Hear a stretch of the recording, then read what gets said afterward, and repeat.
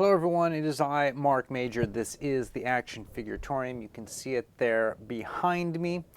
And currently there is a Kickstarter running for Animal Warriors of the Kingdom Series 2 by Spiro Toys. I have covered this with a marketing analysis as well as give a little bit of my opinion and review to the Kickstarter. And as a show of kind of support for them, they of course have funded, but they just continue to keep raking in more and more money and doing more and more unlocks. And so I thought it'd be great to give a bit of maybe some YouTube boostage by doing an AWOK-centric video. And so today I'm going to be going through how I customize one of my AWOK Series 1 figures for the 1/18th inch scale, and how I'm going to turn it into a member of the Soviet Union Red Star Army for my World War II kind of weird war I have going on called Gangs of Stalingrad 2023. So this means that everybody should, you should all strap on the leather and hold on tight.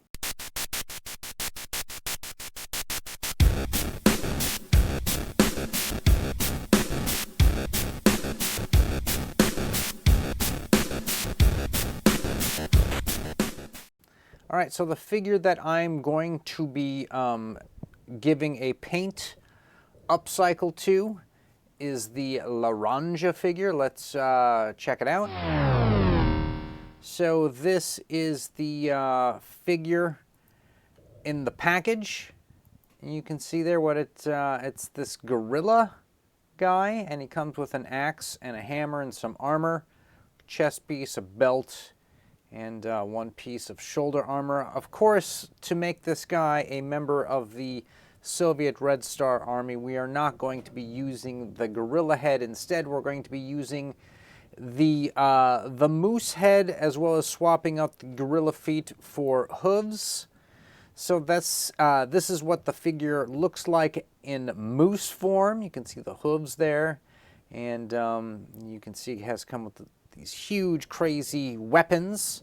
And so what I'm doing is I'm going to be taking some copper and gunmetal gray and just applying it in little bits over and over again, one on top of the other, of all the metal parts.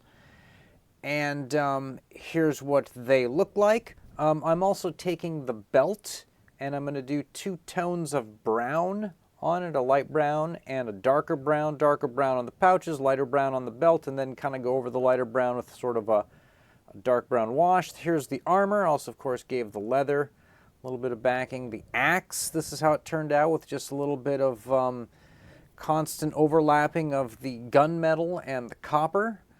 Same thing for the armor. Looks pretty cool. Came out, looks kind of worn, kind of used in a way, maybe in combat. Of course, here's the hammer. Not a bad looking piece. And so when we have this guy fully assembled with the appropriate Red Star Army markings. Oh, here he is. I just want to show you guys real quick the paints I added to the moose itself. I did this chaotic red to like a little bit of the fur on the shoulders and by the arms, and then everything else, like a little bit of chaotic red to the back. Everything else got, that was black, got kind of the dark brown there, like the chest, the nose, the antlers, the hands, the hooves. Okay, so now, fully assembled, he looks like this. Let's switch them all around. You can see they got the little star on the arm there, one on the chest, sort of warrior moose. And let's give him some teammates. Here he is with some sort of crazy spider tank driver, a repainted Fortnite guy. Here he is with kind of a whole team of Soviets, including a commander. So you can see he's one of the gang. Here he is with some super weapons. Since he's a bigger dude, he can handle these sort of bigger guns. And he's kind of a sort of a super heavy arms guy. And this is him firing the super arms with a couple of mates. Here he is with the female sniper. And it's tough to get these two together. There's always seems like you can never quite get them next to each other close enough. This is about as close as you can get them, where they're right on top of each other. They still seem far away because he's so big and she's so small. It's hard to make these guys work as a team, but I think you can see that that this guy has a lot of potential out there on the battlefield with the Soviet Red Army. I will be doing another AWOK customization for the Germans. That will be another episode coming up, but I just thought that it might be kind of cool to give kind of a nice AWOK blast right now. They got about 6 days to go, and they're crushing it on their campaign. So go check it out. I'll maybe post a link to the article, the previous video I did on them. I'm going to be doing a follow-up video when it closes talking about it, because they did do some course correction.